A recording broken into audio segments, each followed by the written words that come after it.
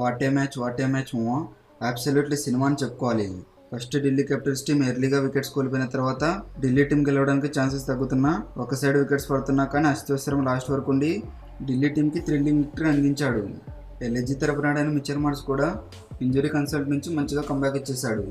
Rishabh పంత్ని 27 crores పెట్టి LSG team by చేసింది. కానీ తను మాత్రం బ్యాటింగ్లో అనుకున్నంత స్థాయిలో రాణించలేకపోయినా తన కెప్టెన్సీతో అద్భుతంగా పర్ఫామ్ చేశాడు. కానీ ఫైనల్గా మ్యాచ్ మాత్రం ఓడిపోయింది. అలాంటి సస్పెన్స్ అండ్ థ్రిల్లింగ్ మ్యాచ్ గురించి ఈ వీడియోలో డిస్కస్ చేసుకుందాం. Let's go to the video. ఈ వీడియోలోకి వెళ్ళే ముందు లైక్ అండ్ కామెంట్ చేసి సబ్స్క్రైబ్ చేసుకోవడం. మీరు లైక్ చేసుకోవడం వల్ల కొత్త వారికి మన వీడియో వెళ్తుంది. ఇంకా ఈ వీడియో కొత్తగా చూస్తున్నట్లయితే ఇప్పుడే మన ఛానల్ని సబ్స్క్రైబ్ చేసుకోవడం. Let's begin our today's episode. IPL 2025 season DC versus LSG మ్యాచ్లో ఢిల్లీ టీం చేసింగ్ చేసేటప్పుడు ఎల్ఎస్జీ టీంకి వికెట్స్ పడినప్పుడు వాళ్ళకి ఫేవరబుల్గా అనిపించేది. కానీ ఢిల్లీ టీం ఎప్పుడైతే బౌండరీస్ కొట్టడం స్టార్ట్ చేశారో అప్పుడు ఢిల్లీ టీంకి ఫేవరబుల్గా అనిపించింది. కానీ ఫైనల్గా ఢిల్లీ టీం అమేజింగ్ విక్టరీ కొట్టింది. అది కూడా 1 wicket డిఫరెన్స్తో మ్యాచ్ విన్ అయింది. ఫస్ట్ టాస్ గెలిచిన ఢిల్లీ టీం బౌలింగ్ ఎంచుకుంది. ఇప్పుడైతే 2 teams ఏ ప్లేయింగ్ లెవెన్స్తో వచ్చాయో ఇప్పుడు చూద్దాం. లక్నో సూపర్ జైంట్స్ ప్లేయింగ్ లెవెన్ని చూద్దాం. Aiden Markram, Mitchell Marsh, captain Rishabh Pant, Nicholas Pooran, Ayush Badoni, David Miller, Shahbaz Ahmed, Shardul Thakur, Priyansh Yadav, Ravi Bishnoi, Digvesh Rathi. Lucknow Super Giants సబ్స్టిట్యూట్లో చూసినట్లయితే M Siddharth, Abdul Samad, Himmat Singh, Akash Singh, Rajvardhan Hangargekar. Next Delhi team playing లెవెన్ని చూద్దాం. Jake Fraser McGurk, Faf du Plessis, Abhishek Porel, Sameer Rizvi, Tristan Stubbs, captain Axar Patel, Vipraj నిగిమ్, Mitchell Starc, Kuldeep Yadav, Mohit Sharma, Mukesh Kumar. Delhi team సబ్స్టిట్యూట్లో చూసినట్లయితే కరుణాయర్, అశుతోష్ శర్మ, డవన్ ఫెరేరియా, త్రిపుర్ణ విజయ్, దర్శన్ నల్కండే. ఈ 2 teams ఈ మ్యాచ్ కోసం ఈ ప్లేయింగ్ లెవెన్తో బరిలోకి దిగాయి. Mitchell Marsh and Aiden Markram first 2 overs నుంచే మంచిగా స్టార్ట్ అందించారు. అయితే మ్యాచ్లో Axar Patel first power play నుంచే ఫాస్ట్ బౌలర్స్తో కాకుండా స్పిన్నర్స్తోనే బౌలింగ్ వేయించాడు. పవర్ ప్లేలో మిచెల్ స్టార్క్ సెకండ్ ఓవర్లో ఎక్స్పెన్సివ్ అవడంతో స్పిన్నర్తో బౌలింగ్ చేయించాడు. స్పిన్నర్ విబ్రాజ్ తన ఫస్ట్ డెబ్యూ మ్యాచ్లోనే మార్క్రమ్ వికెట్ తీశాడు. నంబర్ 4లో రావాల్సిన నికోలస్ పూరన్ మాత్రం ఈ మ్యాచ్లో నంబర్ 3లోనే వచ్చాడు. ఇంక ఈ మ్యాచ్లో మిచెల్ మార్ష్ 21 balsలోనే తన 4th IPL half century complete చేసుకున్నాడు. మిచెల్ మార్ష్ తన ఐపీఎల్ కెరీర్లోనే ఫాస్టెస్ట్ హాఫ్ సెంచరీ కంప్లీట్ చేసుకున్నాడు. పవర్ ప్లే తర్వాత నెక్స్ట్ నికోలస్ పూరన్ కూడా ఫామ్ అందుకున్నాడు. కోర్స్ నికోలస్ పూరన్ 2 back-to-back సిక్సెస్ కొట్టిన తర్వాత ఒక ఆపర్చునిటీ క్రియేట్ అయినా కానీ షమీర్ రిజ్వీ దాన్ని మిస్ఫైర్ చేశాడు.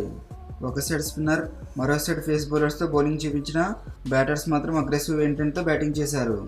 నికోలస్ పూరన్ మాత్రం T20 క్రికెట్లో మోస్ట్ టాలెంటెడ్ ప్లేయర్. ఎందుకంటే లాస్ట్ సీజన్లో ఓడిపోయే మ్యాచెస్ని సైతం తను గెలిపించాడు. బట్ ఢిల్లీ క్యాపిటల్స్కి కెప్టెన్గా ఉన్న అక్షర్ పటేల్కి వైస్ కెప్టెన్ ఫ్యాబ్ డూప్లెసిస్ మ్యాచ్కి ఇంపార్టెన్స్ ఇస్తూ ముందుకు నడిపించాడు. ఫైనల్గా ముఖేష్ కుమార్ స్లోవర్ 1 వేసి డేంజరస్గా మారిన మిచెల్ మార్ష్ వికెట్ అందించాడు. నికోలస్ పూరన్ మాత్రం ఈ మ్యాచ్లో 6తోనే డీల్ చేస్తూ వచ్చాడు. నికోలస్ పూరన్ తన హాఫ్ సెంచరీతో నంబర్ 3 ప్లేస్లో ఎందుకు వచ్చాడనేది ప్రూవ్ చేసుకున్నాడు. అక్షర్ పటేల్ వికెట్స్ కోసం వెళ్ళి మరో ఎక్స్ట్రా స్పిన్నర్తో ట్రై చేశాడు. కానీ స్టబ్స్ వేసిన 12th ఓవర్లో నికోలస్ పూరన్ 4 sixes అండ్ 1 4తో ఏకంగా 28 runs చేశాడు. రిషబ్ పంత్ ఐపీఎల్ హిస్టరీలోనే మోస్ట్ ఎక్స్పెన్సివ్ బైగా అయ్యాడు. తన మీద ఎల్ఎస్జీ మేనేజ్మెంట్ చాలా వరకు నమ్మకం పెట్టుకుంది. రిషబ్ పంత్ ఈ మ్యాచ్లో ఫస్ట్ బాల్ నుంచి స్ట్రగుల్ అయ్యి ఇంకా తన వికెట్ కూడా కోల్పోయాడు. బీభత్సమైన ఫామ్లో ఉన్న నికోలస్ పూరన్ని మిచెల్ స్టార్క్ హాఫ్ కటర్ వేసి బౌల్తో పట్టించాడు. మిచెల్ మార్ష్ అవుట్ అయిన తర్వాత లక్నో సూపర్ జైంట్స్ కంటిన్యూగా వికెట్స్ కోల్పోయారు. బట్ కుల్దీప్ యాదవ్ మాత్రం 2 reviews ఫెయిల్ అయినా కానీ ఇంపార్టెంట్ సిచ్యువేషన్స్లో టీంకు కావాల్సిన వికెట్స్ అందించాడు. యాక్షన్లో అన్సోల్డ్ అయిన శార్దుల్ ఠాగూర్ని లక్నో సూపర్ జైంట్స్ తీసుకుంది. తను మాత్రం బ్యాటింగ్లో ఏ ఇంపాక్ట్ చూపించలేకపోయాడు. లాస్ట్ 5 oversలో ఎల్ఎస్జీ టీం వికెట్స్ కోల్పోవడంతో ఆల్మోస్ట్ రన్స్ మొత్తం స్లో డౌన్ అయిపోయింది. మిచెల్ స్టార్క్ ఈ మ్యాచ్లో ఫస్ట్ 2 oversలో ఎక్స్పెన్సివ్ అయినా లాస్ట్ 2 oversలో మాత్రం 3 main వికెట్స్ తీసుకున్నాడు. ఎల్ఎస్జీ టీం బ్యాటింగ్లో ఫస్ట్ వాళ్ళు చేసిన స్టార్ట్ని చూసి 250+ స్కోర్ అయినా కొడతారనే టైంలో మిడిల్ ఓవర్స్ అండ్ డెత్ ఓవర్స్లో వికెట్స్ తీయడంతో ఢిల్లీ టీం ఒక బ్రిలియంట్ కంబ్యాక్ ఇచ్చింది. ఇంకా ఢిల్లీ క్యాపిటల్స్ ఎల్ఎస్జీ టీంని కేవలం 209 runsకే రెస్ట్రిక్ట్ చేశారు. ఢిల్లీ క్యాపిటల్స్ టీం 210 టార్గెట్ని చేసింగ్ చేయడానికి వచ్చినా కానీ ఫస్ట్ ఓవర్లోనే ఫ్రేజర్ వికెట్ కోల్పోయింది. ఇంకా రీప్లేస్మెంట్ కింద వచ్చిన శార్దుల్ ఠాగూర్ మాత్రం బీభత్సమైన స్టార్ట్ అందించాడు. జేక్ ఫ్రేజర్ ప్రాక్టీస్ మ్యాచ్లో 46 balsలో 146 runs చేసినా కానీ ఈ మ్యాచ్లో అంత ఇంపాక్ట్ చూపించలేకపోయాడు. లాస్ట్ సీజన్లో అందరిని ఇంప్రెస్ చేసిన అభిషేక్ పరల్ కూడా ఈ మ్యాచ్లో నిరాశపరిచాడు. లాస్ట్ సీజన్లో సిఎస్కేకి ఆడిన షమీర్ రిజ్వీ మరి ఈ సీజన్లో ఢిల్లీ క్యాపిటల్స్ తరపున ఆడిన ఫస్ట్ మ్యాచ్లోనే ఛాన్స్ వచ్చినా కానీ దాన్ని యూటిలైజ్ చేసుకోలేకపోయాడు. ఒక ఎండ్లో వికెట్స్ పడినా కూడా captain Axar Patel and vice captain Faf du Plessis boundaries కొడుతూ ప్రెజర్ని తగ్గించారు.